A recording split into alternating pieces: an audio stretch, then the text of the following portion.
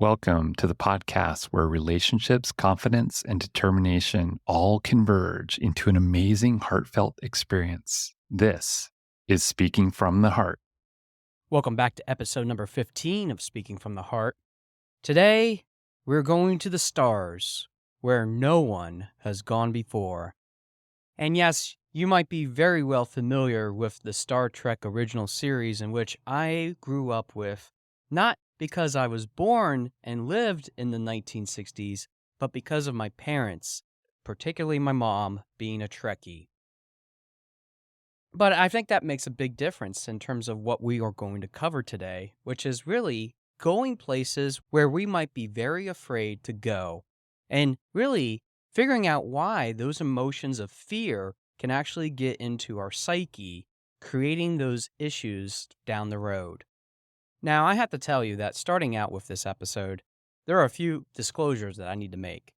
First off, I have been in a life full of fear for many, many, many years. Do I claim to know all the answers? No.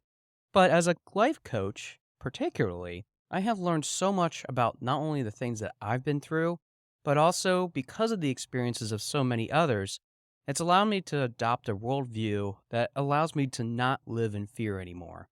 As a matter of fact, I rather crave truth and fear approval, which, according to Joseph Grenny, one of the co-authors of Crucial Conversations for Mastering Dialogue, often talks about as one of those things that when we're talking with someone else, we're really not looking at the approval aspect of it.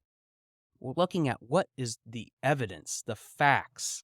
What are the things that we can observe and measure, as opposed to telling ourselves a completely different story. And I had to owe it to Joseph and the other authors for allowing me to see that view and allowing me to create some of the best things in my life that I even have right now. Those are the things that I continue to even build for myself, despite all the challenges and all the difficulties that might come alongside of it. When we talk about this in a personal and professional sense, sometimes those sort of things, especially as we work through them, often require us to examine and decide what are the best ways in which we can approach them. Do we get on the starship and just start going one direction at full impulse, then at warp 1 all the way to warp 9, so on, so forth? It depends on who you are. And I will freely admit, too, that even as a coach, I have met a variety of different clients, even in my short time opening Your Speaking Voice, that have shown that we all work at different paths, at different rates of speed. And having that person that we are talking to, whether that is something that they're trying to overcome or it's something that they're trying to do on their own, they have to have the proper guidance, not only in the things that they're trying to do, but also the things that they're trying to achieve. Now, I know that sounds quite convoluted, and it's not really particular an example because I respect the fact that these are confidential conversations that we're having with other people. We're really getting into what's below the surface, what's at the root of what's causing all those things to happen in the first place. To be honest, even with people that go where no one has gone before, there's always a little bit of fear that goes alongside of it. And that reminds me even of the first opportunity in which I was able to be hired at the state of Pennsylvania, in which my very first job was working as a clerk typist in the Department of Public Welfare in the county of Berks in Pennsylvania.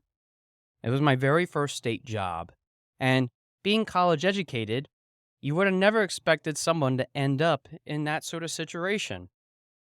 Not actually receiving public welfare benefits, but actually working in an office that helped the public as a whole in a whole variety of different ways, whether that is through cash assistance, food stamps, medical assistance, or some other combination therein, which might even include some of the low-income heating assistance programs and even the long-term care that some people might need in order to continue living their best life. We all fall on hard times, and I had to work in an environment in which many people fell on hard times. You probably can imagine what that atmosphere would be like. The hustle and bustle, of having caseworkers interview the potential recipients of individual benefits that might be or might not be approved. Being able to work in that office allowed me to do a whole bunch of different types of administrative tasks. Not only was I responsible for the file room, which was being converted into a digital expansion library of its own because of the advancement of records management technologies, but it also allowed me to view the variety of different appeals that would come through the office, which would be manually typed in. Those appeals would be because of the amount of being awarded, it was not high enough. Two, the fact that there was an outright rejection because they have met the income threshold limits. I did that for over 15 months to start out before I moved on to my next position, which would take me to the area of Harrisburg. But even with all those things considered, those were big fears that I had. Not just the things that I would have on a personal level, but also a professional level as well. Now, the most typical of professional responses and things that might be fearful in nature included, am I really going to make it here? Am I really going to fit in with all my other coworkers? Why is that one person look at me weirdly in the other direction? Why is that other person staring me down, almost as if I did something wrong, which I really did not? Those are the sort of common occurrences that you might find in the office. But for me, especially starting out, being in my 20s yet, and knowing that this would be the career path that I would go on at that time, some of the personal doubts seeped through. Am I really going to make it overall? Am I ever going to have a friendship with at least one of these people so that I can confide in them what is happening? Can we really make it through to the other side for the rest of our life working at a place like this? Now, don't get me wrong. What I'm not trying to say is that those sort of offices are needed, because they are. And those sort of people are definitely making a big difference and helping each other to demonstrate and create some of the best people and versions of themselves just by having an extra hand extended to them. But sometimes even those adverse effects, the things that we often go through, often are needed for us to understand and provide maybe some of the most basic of necessities to be fulfilled. Think of it this way. If you ever heard of Maslow's hierarchy of needs, the pyramid in which we might be all familiar with, some of those basics of necessities, which include food, water, and shelter, need to be maintained before self-actualization, the very top of the pyramid, is fulfilled. Having that empowerment at the very top unlocks a whole world of different possible needs as well. But the catch is that you always have to have the basics fulfilled before you can do anything else. Because without those basics, we can't move forward as a whole. Sometimes living in fear means living in fear of the things that we don't have at the bottom of the pyramid because of the struggles that happen in our lives. And that's why that office is providing those opportunities. Whether you agree with it or not, in providing social benefits, it actually helps the society as a whole in being able to have people that can be productive but just need that extra assistance in a short, medium, or long-term adventure of its own. Even with those things and those aspects taken into consideration, even with things that might be holding us back from being able to become the best versions of ourselves, those sort of jobs actually build the character that is necessary in order for us to move forward to one more step into the direction that is needed. For you, I'm sure that tomorrow you're not going to get on a starship and go to a place that you have never thought possible, because the technology simply doesn't exist.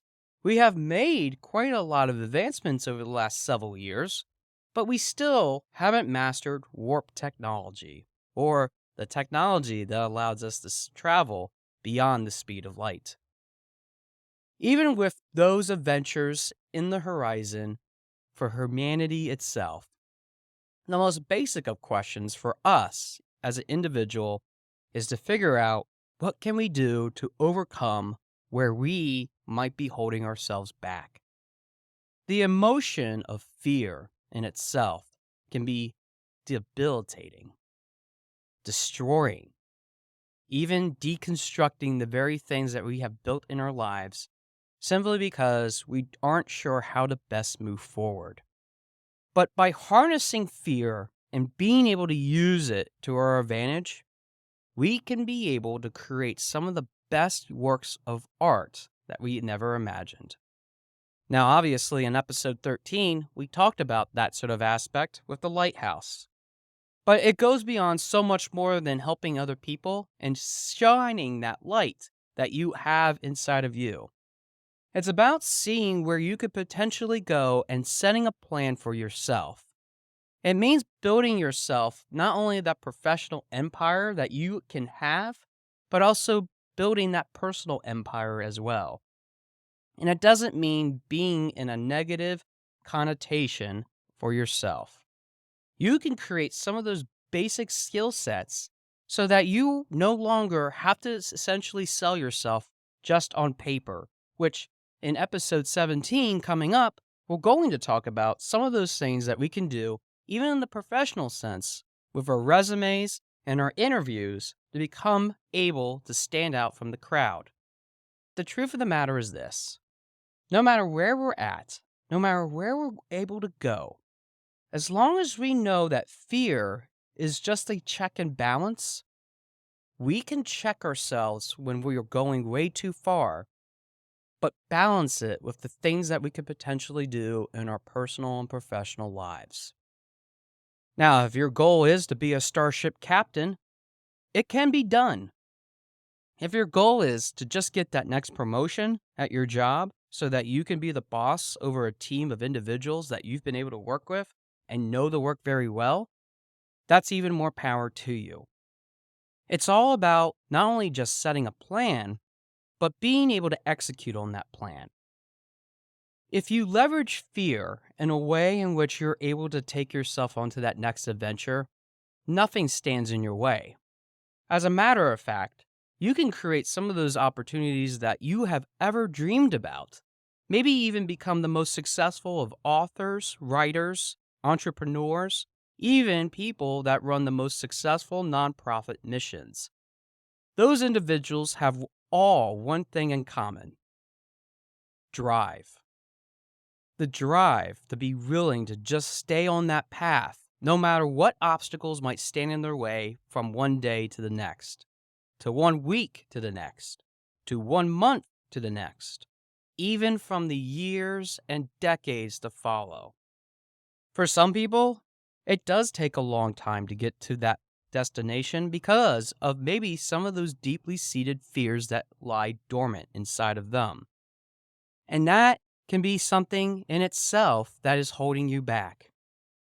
While some people are gifted and they're able to make some of those things come alive time after time again, it doesn't mean that you can't do it for yourself. It means figuring out a plan that you can utilize and you can execute on that will allow you to become what you ultimately wish to become. It's essentially allowing you to go where no one has gone before. And that's what makes you unique. Your plan is different from everybody else's, whether you believe that or not. You will not be the same author as Brené Brown, maybe even J.K. Rowling, writer of the famous Harry Potter series. No matter who those people are that you aspire to be, you will never be quite like them. But does it mean that you can't be something unique in that field so that others can look up to you? And the answer is absolutely. All it takes is for you to just realize that it isn't just about the things that you are able to do, but unlocking the doors that stand in front of you, whether those are the things that you really didn't want to unlock in the first place. Because if you're able to embrace those things, fear will never stand in your way. But I have to say, fear can also be a tool that you use to your advantage and should always listen to it, especially if it's saying red alert and the red colored lights are flashing. The adventures, especially for even those that have watched Star Trek, are something of quite imagination and creativity. The different creatures, the different cultures, the different planets. The people like Gene Roddenberry were visionaries of their time, and which continue to be aspirations for even some of the work that's being done with some of the more contemporary series of Star Trek, including even some television series that adapt to some of the things that are being done. You can empower yourself just like the folks at Star Trek, despite realizing that fear doesn't have to dictate where you go. Just by realizing that you have that power inside of you, and as long as you realize that you don't necessarily have to be the people that you idolize, you are able to create some of the best works that you ever imagined. With the best laid out plan, anything can be done. And that plan, yes, it can be changed, manipulated, go off course. But that's why it's always convenient to have a navigator and maybe even a captain, aka a coach, standing alongside of you, giving you any sort of advice that you might need along the way. Thanks for listening to episode number 15 of Speaking from the Heart, and I look forward to hearing from your heart very soon.